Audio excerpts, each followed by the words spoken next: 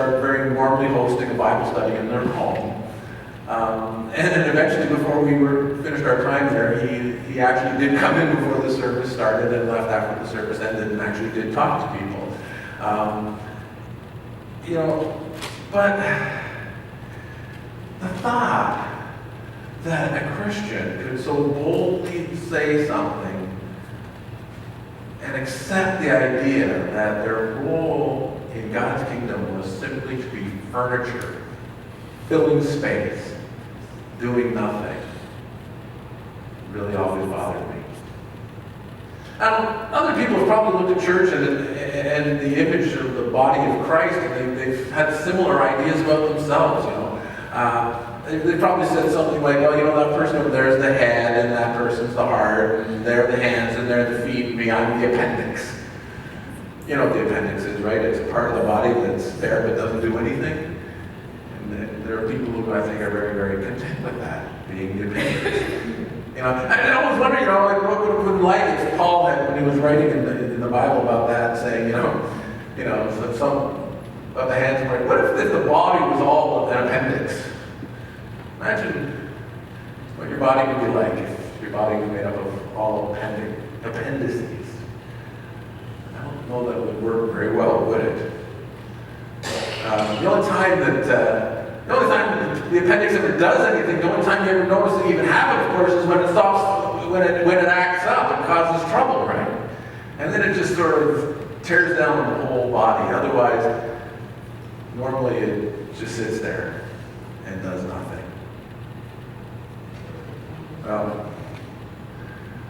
When I was reading a few years ago through the book of Numbers, I read these next two chapters, chapters 3 and 4. And again, they're chapters of the Bible that when we read them, we go through them, and more often than not, we wonder why. What is God trying to say through these? And I remember the last time I read them, really being struck by something in here. And I really wanted to share these chapters with you. The chapters 3 and 4, I'm going to read through them because they're long and they're chapters with a lot of detail that don't seem to say much, but when we summarize it, there's a great message in here. There are two chapters about a group of people known as the Levites. They're one of the 12 tribes of Israel.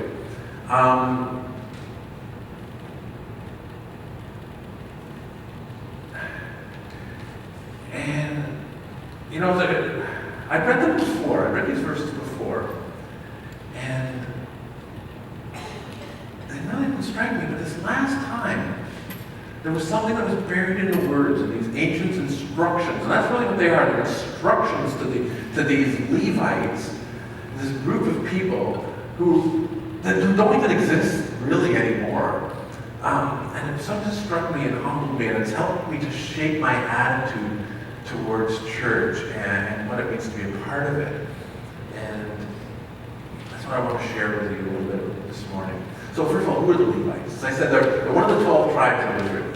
Remember that Israel is made up of the descendants of Abraham, Isaac, and Jacob. So you got Abraham, he had his son Isaac, he had his son Jacob. Jacob has 12 sons.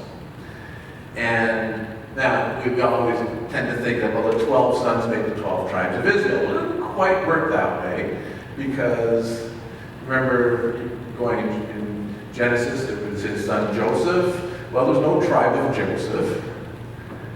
In fact, Joseph has two tribes, because Joseph had two sons, Ephraim and Manasseh, and they are part of the 12 tribes, because Joseph was given the credit of being the firstborn, even though he was the 11th born. It's very confusing. But he got the credit, he got the double share of the inheritance of Jacob. But what stuck in there was this one son, Levi. Now, Levi was, like most of the sons, we don't read a lot about them, but we find out that there's a story about him in Genesis chapter 34. And Levi and his brother Simeon, they proved themselves to be a bit of a hot-headed kind of guys. their sister had been rather badly treated, and Simeon and Levi decided to take things into their own hands and take revenge on the guys who had abused their sister. And they go and they kill a whole bunch of people, which, of course, didn't put them in good standing with their neighbors. And on his deathbed, their father Jacob, he pronounces, well, typically called blessings on all his sons. But when he comes to Simeon and Levi and he speaks about them, I'm not going to say that these sound like great blessings. Because in Genesis 49, verses 5 to 7, this is what he says about Simeon and Levi. He says, Simeon and Levi are brothers. Their swords are weapons of violence. Let me not enter their council. Let me not join their assembly. For they have killed men in anger and hamstrung oxen as they pleased. Cursed be their anger, so fierce, and their fury so cruel. And get this, he says, I will scatter them in Jacob and disperse them in Israel. How would you like to know, have someone come and tell you that, that the rest of the family, they're going to inherit land, and you guys, your descendants, are going to be scattered everywhere. Sounds like a great blessing, right? Well, not so much. In Exodus 13, after the Passover, remember we did that quite a while ago, all the firstborn of Egypt had been put to death, right? This was led to the final Exodus, was the last of the plagues.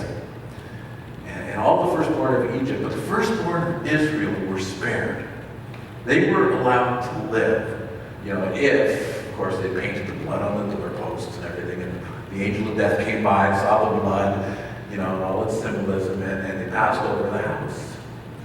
But God tells the people that because he spared their firstborn, they, the firstborn of Israel, belong to him forever. So the firstborn of Israel are allowed to live, but they belong always to God. In other words, and of course, the firstborn, it means the firstborn son. So, that if I was a Jew, that my dear son Nathan would belong to God. And I would be expected to give him to God, to serve God all the time.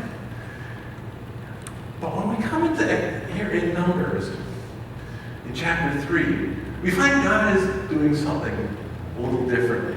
So there's a concept that you can redeem or buy back something that's given to God. So God says this. He says in chapter 3, verses 11 to 13, he says, I have taken the Levites from among the Israelites in place of the firstborn offspring of every Israelite woman. The Levites are mine, for all the firstborn are mine. When I struck down all the firstborn in Egypt, I set apart for myself every firstborn in Israel, whether human or animal. They are mine. They're mine. I am the Lord. So in other words, God is, rather than taking firstborn from here, there, here, all over the place, God says, instead of that, I'm just going to take the entire tribe of Levi and they're mine. You're going to buy back your firstborn at the price of the tribe of Levi. They belong to God. They are set apart for God's service. So they have a special place of service in the kingdom of Israel. Everyone else gets to do all the ordinary jobs. The Levites get to serve God. Now, as we go through these chapters, we'll find that there are actually three, what you want to call branches, if you like, of the Levites. And of course, they're based on what? They're based on the sons of Levi. He had three sons, and you can trace down, the three different clans, if you like. The first one were the Kohathites. Now, the Kohathites were the oldest. Kohath was the oldest son of Levi. Now, interestingly, someone that we've heard of through all these stories was a Kohathite, and that was a guy named Moses. And of course, Moses had a brother named Aaron. And you may remember that Aaron had been set apart for what role? he was to be the high priest. And his sons were to be the priests of Israel. So the Kohathites had this special place in that they were the ones who produced the priests. Now, not every Kohathite would be a priest, but in order to be a priest, you had to be a descendant of Abraham. Therefore, you had to be a Kohathite. So they had this special role in the place of Israel. Then there are the other two branches. There are the Gershonites and the Merarites. Like those names? Anyone want to name their next child or grandchild Gershon or Merar? Of course not.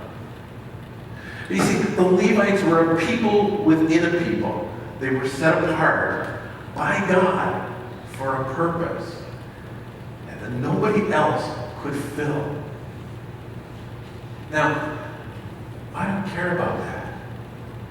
We care about that because the Old Testament makes that distinction in a way that doesn't carry on. In fact, Moses, when talking for God had spoken to Moses in Exodus 19, looking to the future, and he said this. He says, "Now therefore, if you indeed obey my voice and keep my covenant, you shall be my treasured possession among all the peoples, for all the earth is mine." And get this, "You shall be to me a kingdom of priests and a holy nation.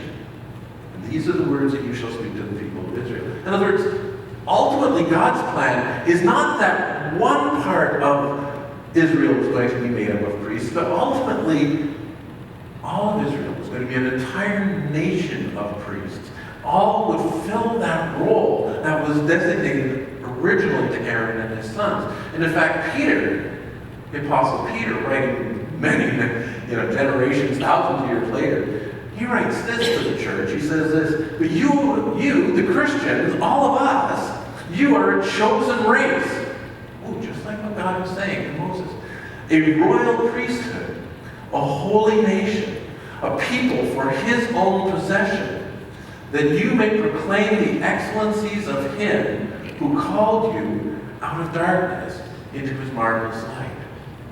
So what God was saying to the Levites back in the time of Moses, before they even came into the promised land after leaving Egypt, God in fact was saying to all of us that as he had chosen them for a purpose, he's chosen us. And we've been set apart for a purpose. Have you ever thought of yourself that way? That God has set you individually, by name, by virtue of the fact that you are part of his kingdom, one of his children, that you have been set apart for a purpose.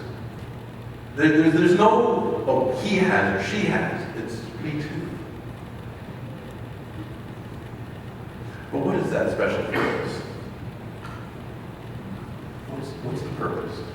Well, as we stay in Numbers, it was interesting. Last week we talked a little bit about the census and the division of the land that was going to happen when they entered into the promised land.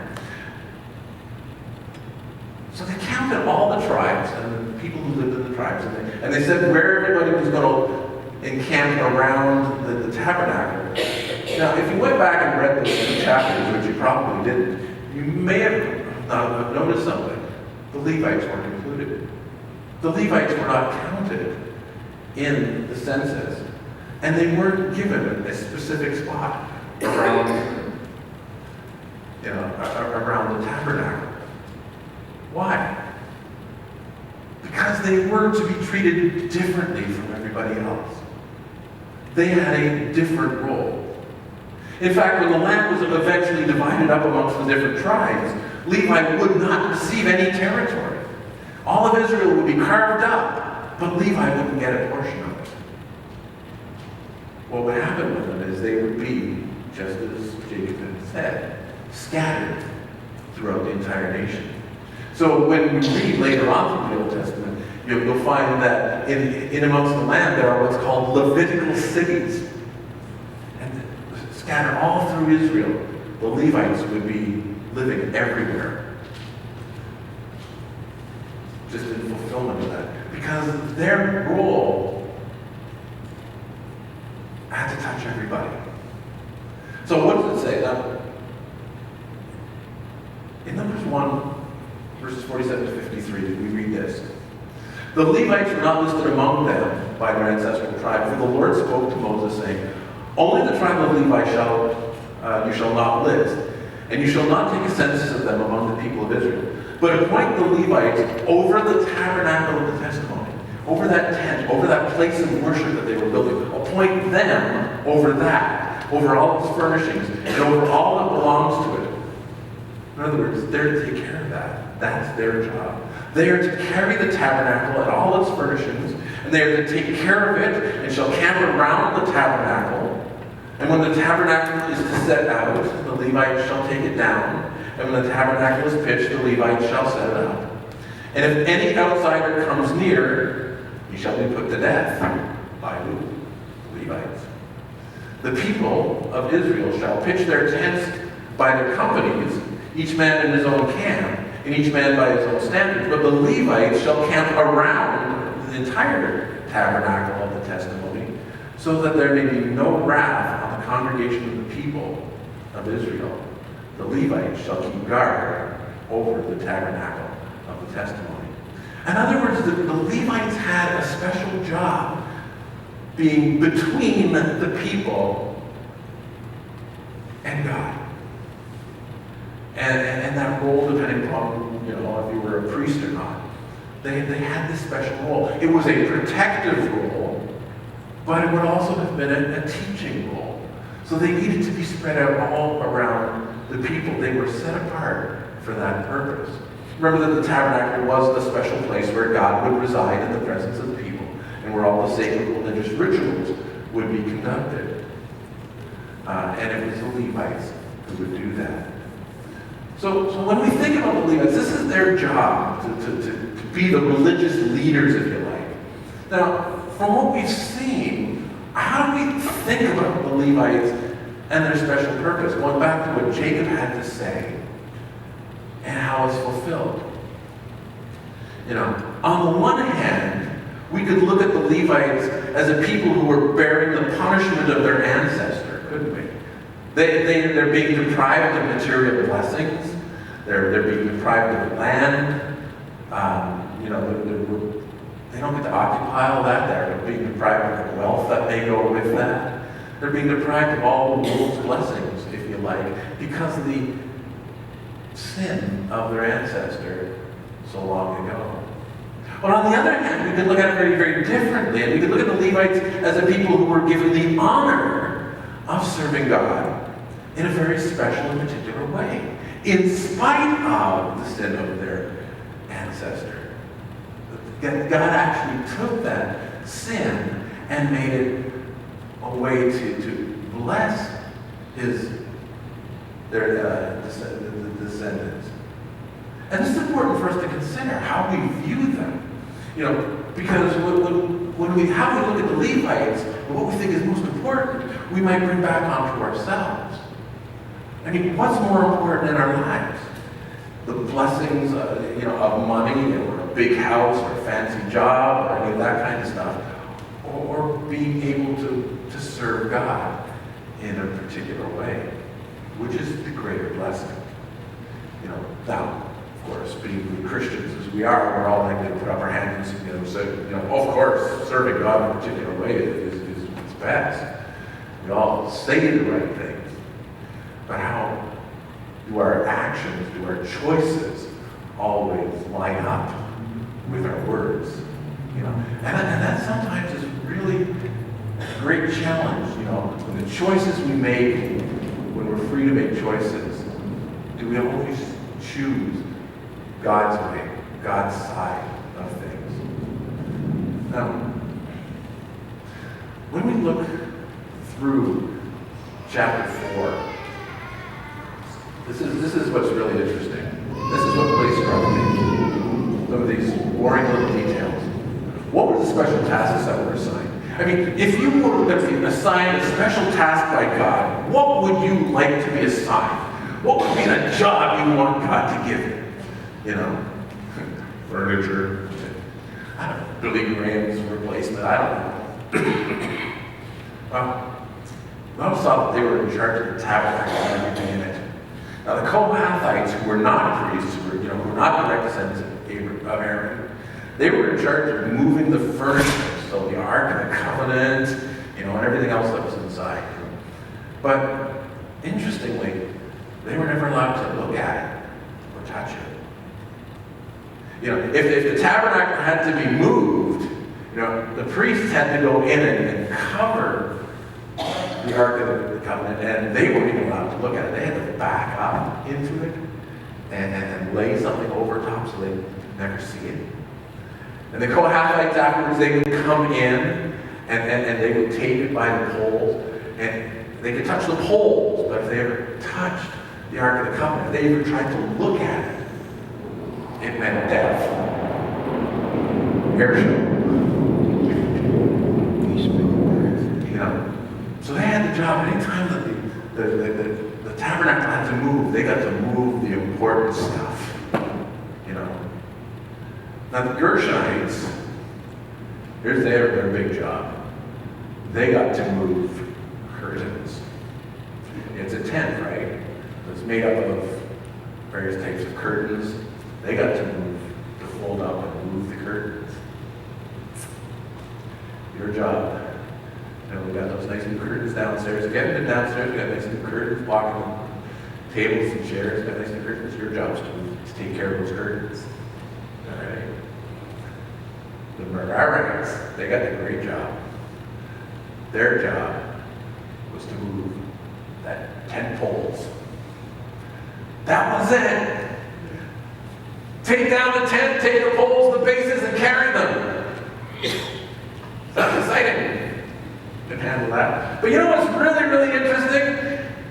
How many people does it take to move curtains and tent poles, or a few pieces of furniture? Bible tells us that there were 2,750 Kohathites, 2,630 Gershonites, 3,200 Merarites between the ages of 30 and 50, because it was only in that age group that they were allowed to actually do any of this work. So the number of times that the tabernacle was ever actually going to move, because it only ever moved until they settled in the Promised Land, which was only 40 years later. Once they got to the Promised Land, it set place down in Shiloh, and it didn't move again until the temple was built. How many of them actually ever got to move anything? Probably none of them ever did anything. How special a job is that? That strike you as being very special. But the thing that struck me that I mentioned earlier is that even these seemingly small jobs are actually an incredibly great honor in the kingdom of God. To have the job to know that I could be responsible to look after a tent pole in the temple, in the tabernacle of God. What a sacred duty that is. You see, because there are no small or unimportant jobs in the church. There are no small or unimportant jobs in the kingdom of God. Sometimes we think, well, yeah, if you're not doing the preaching or leading the music or something like that, then there's nothing important. But that's not what it's all about. God assigned this special group of people the job of carrying tent poles. And if God was so concerned about that, how much more concerned is he about so many other things?